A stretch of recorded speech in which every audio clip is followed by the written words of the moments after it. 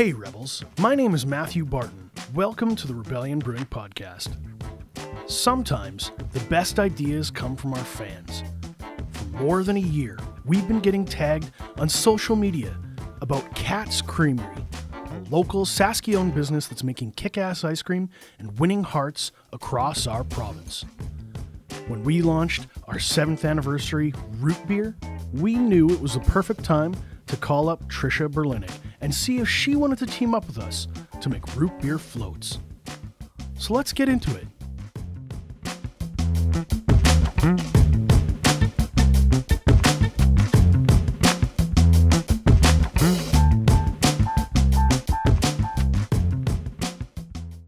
Trisha, welcome to the show. Thanks, Matt. I'm super pumped to be here. Really excited. How's your day going? It's really cold out there. Super cold. And day was a bit of a gong show because I had you scheduled in my calendar for tomorrow. So when my calendar reminder went off this morning telling me to get my butt here, it was a bit of a panic, bit of a rush. But we made her work and made it here on time. And yeah, thanks for having me. I promise next time we could just do a dial-in or we could just reschedule. You don't have to fly halfway across. You had offered that, but I had to come down for deliveries one last time anyways. And I just think doing stuff like this in person just makes it a little bit more comfortable for me personally. So yeah, that face-to-face really feels like a bigger, better energy. Yeah, absolutely. So tell me the elevator pitch for Cat's Creamery. What are you about? I am a local ice cream shop based out of Watson, Saskatchewan. I make all my own ice creams. I make most of the goodies that go into everything myself as well, from the jams that you find in your raspberries and cream to the brownies that are in the chocolate fudge brownie. So I have a lot of fun with it in that way. Anything that I can't do myself, I try to source locally. From coffee, I've had coffee come from Maduro Coffee and duck roasting mountain as well. And yeah, just having a lot of fun with it, spreading the good word through Saskatchewan. One of the things that struck me very early on was how hardcore your fans are. They kept tagging you and saying, Rebellion, you got to do something with Cat's Creamery. Cat's got the cream beer. It just makes sense to go with their ice cream. And I just said, hey, okay, we heard you. We're going to call her when the time is right. Which is crazy because I didn't know about the Cat's Got the Cream beer until we met a few weeks back. And yeah, I was just tickled pink the minute I saw it, obviously. So I get what the fans were getting at. And yeah, just beyond flattered that you guys picked my ice cream to pair up with. So thank you for that. So it seems like a no-brainer when we threw the ice cream into the anniversary beer, that root beer, for the very first time. Everybody was kind of like peeking. I don't know if you saw the brewers, but they were all kind of watching through the glass. They're like, oh, when can I get some of that, you know? Yeah. It was delightful. It was delightful from the very first sip where the ice cream hadn't even fully melted into the drink yet, all the way to the last sip where it was very creamy because there was a lot of ice cream in there. So yeah, I can get where they're coming from. I was curious as well myself, and it was delightful from start to finish. So I have this core memory in my mind of being a little kid at A&W on North Albert there, right by the Giant Tiger. And my dad would take us to the Majestic Car Show because he had his Acadian, this candy apple red Acadian. He still has it.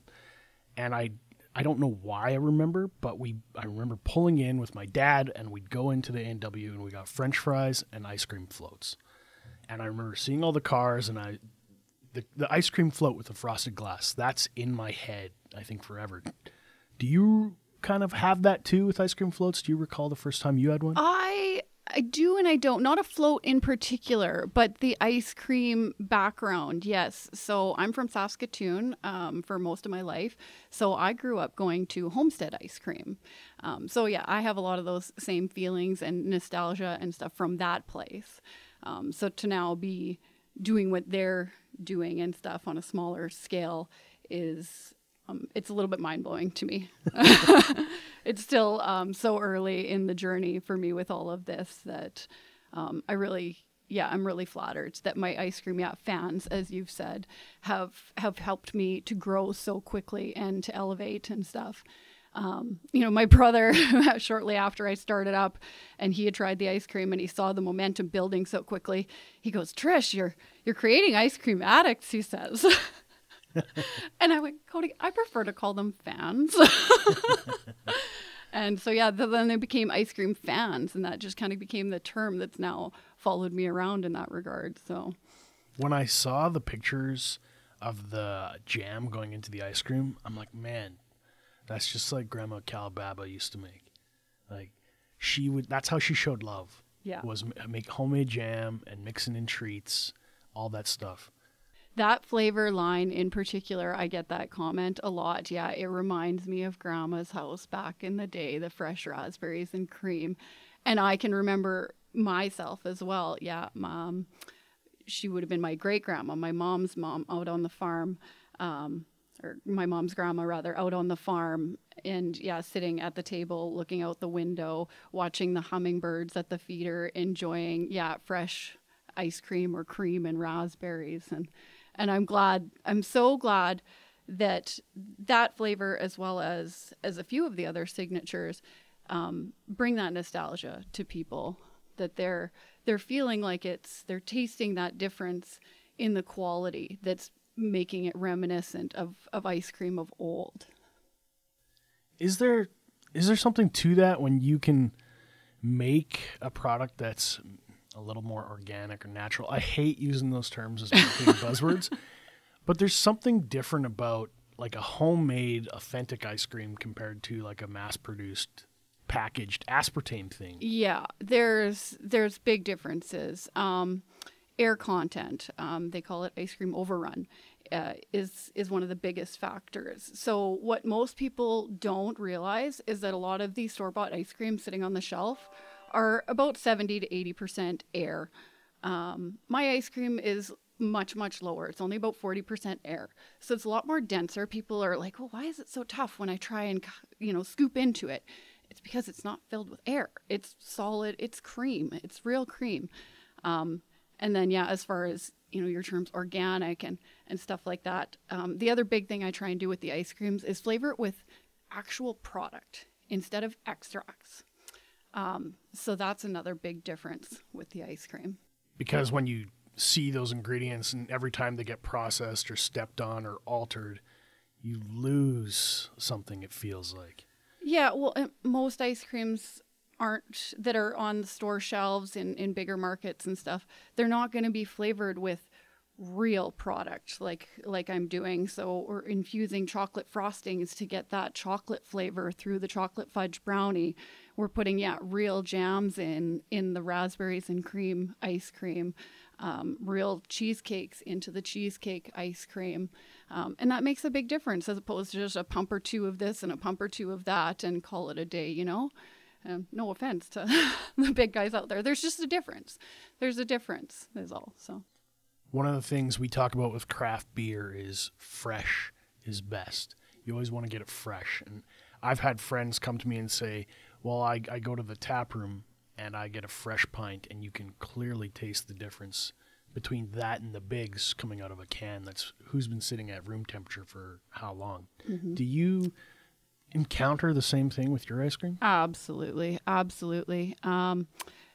So the fresh quality has a lot to do with it. I personally don't like to see my product sit on shelves any more than, say, 6 months. After that, you start to see a bit of that crystallization in there from the thawing and refreezing processes and stuff.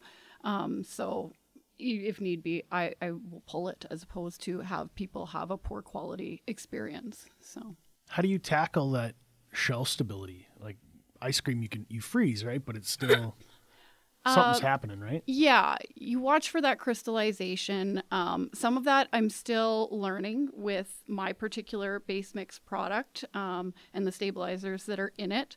I chose the particular product line that I use for the fact that it has very minimal of those contents in it. So yeah, my shelf life is quite a bit shorter because of that. But I'm all about, it being fresh and being quality, so that's okay with me. It's really cool that you kind of have that same wavelength as Rebellion, that commitment to freshness. We've actually had some beers, like somebody forgot to rotate a shelf and there's a couple 4-packs sitting in the back, shoved in the back, and our salesperson saw them, checked the dates and said, okay, we got to take this, and just pulled it. And the retailer's like, well, what are you doing? And we just said, don't worry, we'll credit you, but we want our customers to have the best beer possible. Yeah, I do the same thing. I follow the same philosophy. And a lot of my stuff, even for my wholesalers, is made to order. So I try to encourage earlier ordering. That way it gives me a week to 2 weeks to manufacture stuff. But that way the ice cream that you're getting on that store shelf it might have been made yesterday. Like, no joke. That's super awesome. Yeah. We have fans who will tag us with the date stamp on the bottom of the can if they can get it within the first few days. They're like, oh man, this beer's so old, and they show you and it's like, it's been 48 hours. Cool. Yeah, same idea. Do you have like a favorite ice cream story? I mean, you've been all across the province selling ice cream. You've got to have a few. Yeah, it's been a wild ride. It was crazy busy all through summer. My favorites are hearing the stories from people about, stuff like the raspberries and cream grandmas back in the day. Anytime anybody mentions that they've made ice cream in an old churn machine, I just get giddy. I've never actually used one of those. But I'm hoping when I open up the ice cream shop that, I'm going to find one and we're going to have some fun with it. Yeah. Just for fun's sake. I've churned butter at like not the Renaissance, what do they call them? Pioneer days. Mm-hmm. It's really, really hard. Right? Like, you get tired. Yeah. So you only have to do it for about 20 minutes with the ice cream. But I imagine, yes, your arm would probably get sore. I don't know how ice cream makers of back in the day, for old ice cream shops that, would have been doing everything by hand. It would have been it is still a very physically demanding job, let alone, to factor that in. So, what's your number one ice cream that everybody should try first? Oh, I get that question a lot, and it's actually a toss-up tie between 3 of them. The chocolate fudge brownie, my personal favorite, the cherry cheesecake, and the raspberries and cream.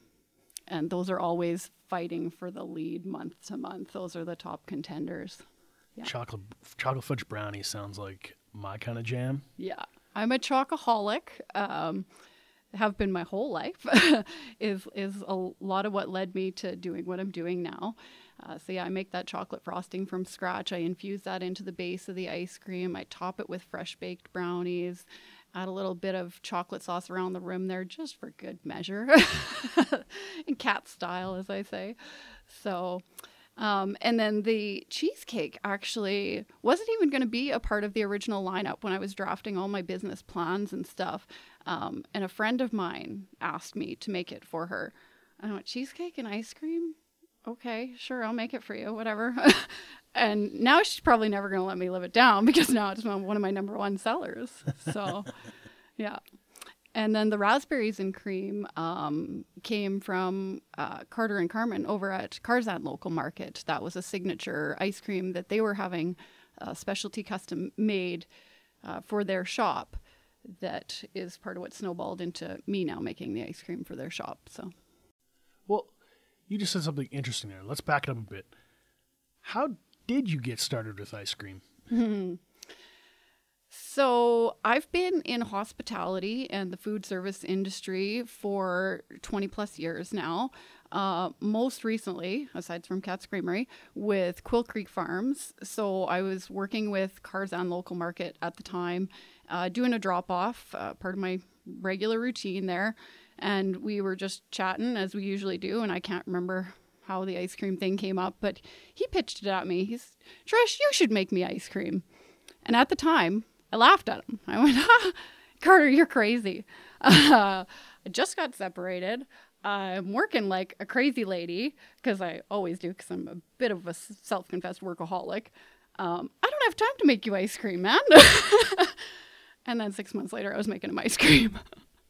And that's kind of how it all started? It did, yeah. It was, I knew that entrepreneurship was going to be my next step.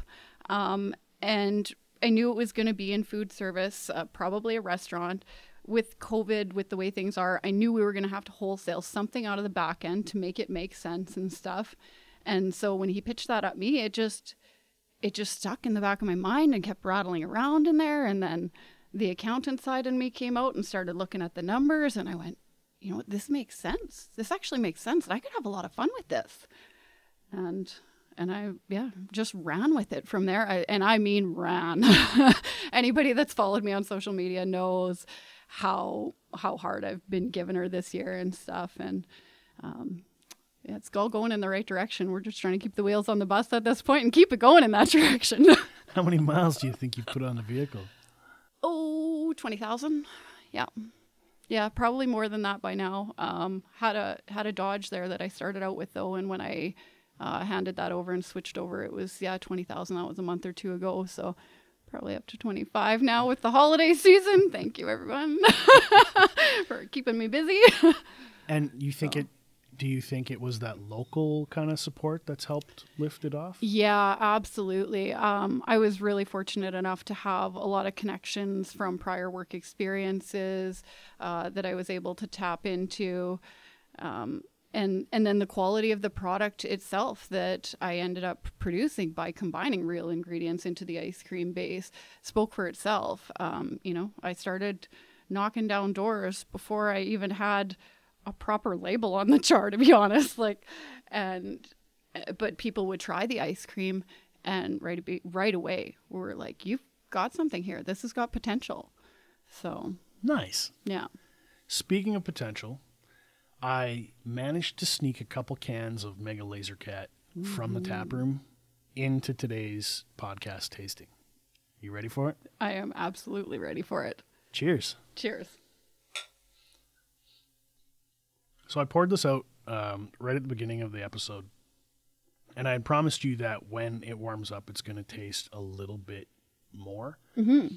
And I would say from that very first sip to now, which has been, 18 minutes, that caramel, that vanilla, just boom. It's stronger, for sure. Yeah, it's phenomenal. You guys, if you haven't tried this beer yet, you've got to try it. I'm not a big beer drinker. I confessed this to Matt last time I came. However, Rebellion is quickly converting me because they're amazing. So yeah, this is really nice. I don't think of sweets when I think of a beer naturally. And when I cracked, the Cat's Got the Cream and the Mega Laser Cat, the notes of the vanilla and the caramel jumping out at you right away, just gave it such a different beer experience that I'm really enjoying. Well, thank you for all those nice things. For the tail of the tape, I would say this thing is an Imperial Red. It's 9% ABV, but it's really, really smooth. So when you take your first few sips, I would say pace yourself because it will kick your ass if you're not ready for it. This is what you keep warning me of. And we've got some thanks to you guys for my New Year's Eve party, and we're going to crack it and test that theory. I'm waiting to have all my friends over, to share the love with them, to share the experience with them. So I like that you're saving it for friends on a special occasion. That's really cool. Yes. Although I've had a hard time resisting, honestly, since I had the Cat's Got the Cream ones, and I held off on the Mega Laser Cat ones specifically for the New Year's party. But I've had a hard time because I'm done the Cat's Got the Cream one. So I'm going to take some more home with me today. Nice. I had a friend his girlfriend, she'll go to 4 or 5 stores and hoard all the Cat's Got the Cream and just keep it and store it in the fridge and drink it all year long because she knows it will eventually go away. But he turned to her and he said, I can't drink Cat's Got the Cream anymore because now I've had Mega Laser Cat and that's all I want. So last weekend they went to 4 or 5 different stores and they took pictures at each store, sent them to me of them picking up Mega Laser Cat for their just for their fridge, for their personal stash. Yeah. I get that in the ice cream world too. People that'll come in every weekend and they'll load up on 4 or 5 jars. That way they can have those nice the smaller ones are nice individual servings so that they can have a different one every single night kind of thing. And they're like, my freezer's full, my cupboards are full of your empty jars and my freezer's full of your ice cream all the time. And that makes me so happy. That's awesome. One of the nice things about Mega Laser Cat combined with your ice cream also pairs really well. At first we just said, hey, let's do root beer. But then immediately customers were like, well, I had the root beer. Now I want Cat's Got the Cream. Now I want Mega Laser Cat. Yeah. And it was nice that they kind of worked. It's snowballing. Yeah. I love it. Maybe next year at Christmas time, we could do like an ice cream and beer combo to go pack where you can like take it home. Oh, yes. I like it. I like where your head's at. Yeah. For sure. Just like do a small run to test and see how it works at the tap room. Because people could just come in and be like, boop, boop. Yeah. Yeah. So I've actually am in a couple other liquor stores where people are able to do that.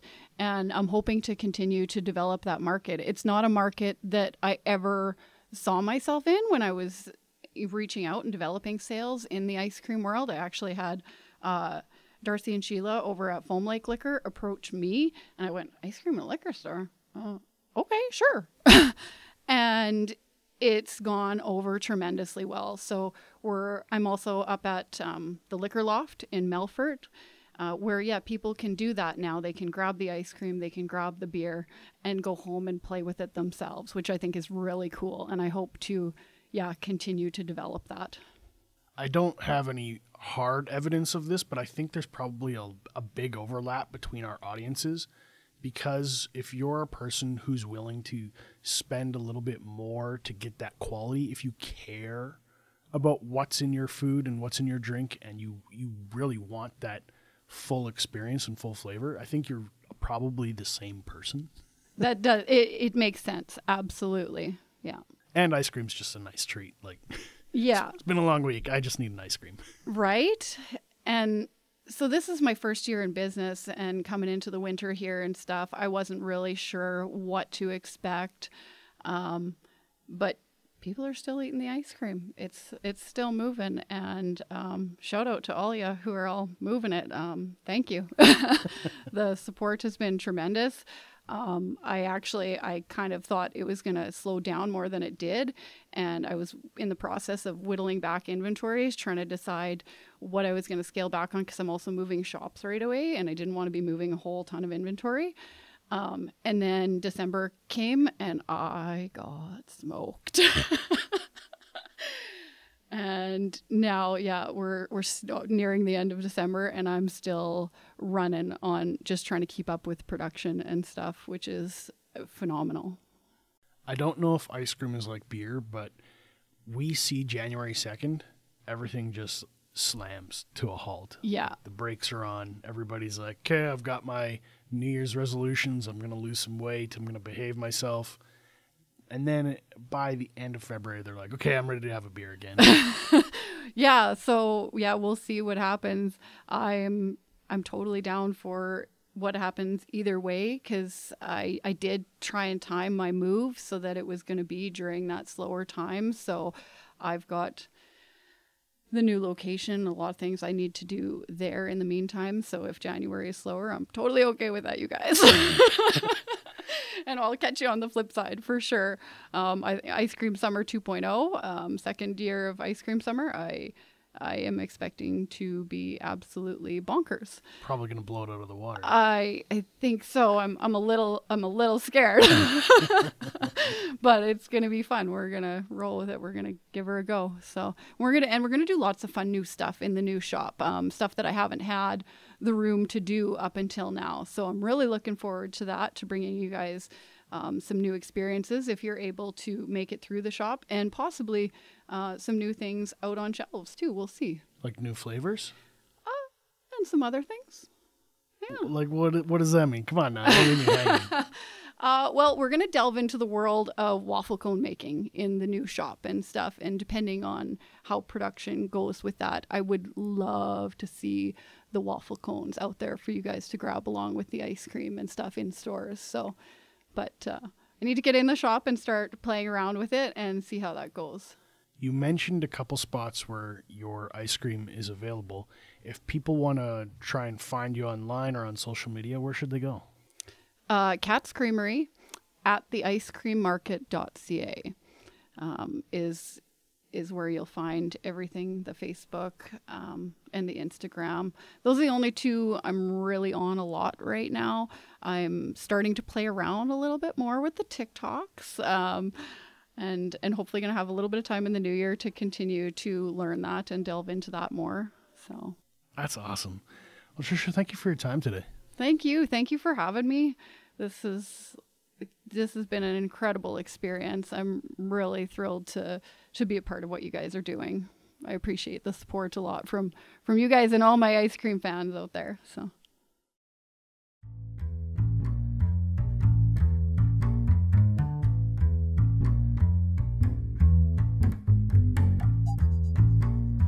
Rebels, thanks for your time today. If you have any questions or comments about this episode, be sure to join us on our brand new Facebook group page, the Rebellion Brewing Podcast. I'm going to include links in the show notes so you can find all things Cat's Creamery online. I'm also proud to let you know that we're members of the Saskatchewan Podcast Network.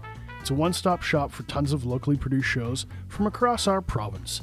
You can find them at saspodcastnetwork.com.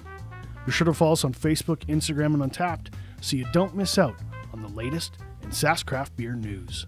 Thank you for joining the Rebellion.